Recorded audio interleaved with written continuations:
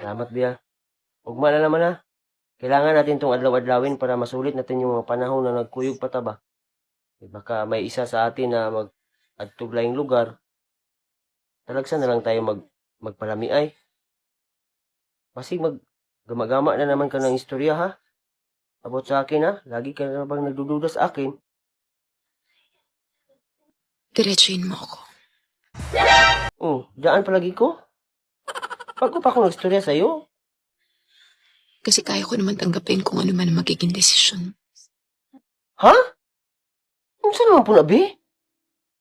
Bakit mo ba ako laging pinagdududahan? Bakit mo ba ako binubuhatan na sala? Hindi na nga kita sinasalangan eh. Inaadlaw-adlaw nga kita. Para dili ka makasulti sa akin na nagbinuwang ako sa'yo. Ang hugaw talaga na hunahuna mo, no? Kada adlaw nga kitang kinakain dyan. Pinapalamian. Tapos, mingon ka na, may lain ako? Nagdududa ka na may lain ako?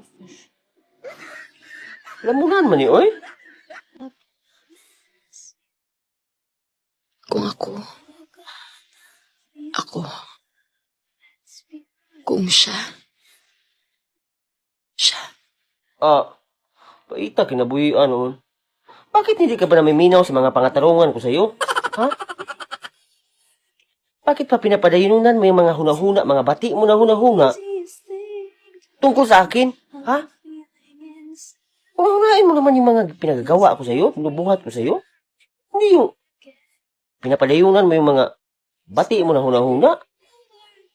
Wala naman akong ginagawa ditong sayop eh. But you have to make a choice.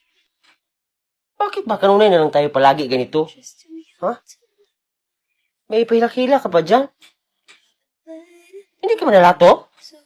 Na ginaganyan mo ako kanunay pag mahuman tayo ng palami dito, mahuman tayo ng kumbate dito. Nagpaabot ka lang yata, nasusurindir ako sa'yo eh. Kung hindi ka na, wala ka na ganahe sa akin, magprangka ka, hindi yung mag-unani tayo. Ako yung nag-aanto sa'yo eh.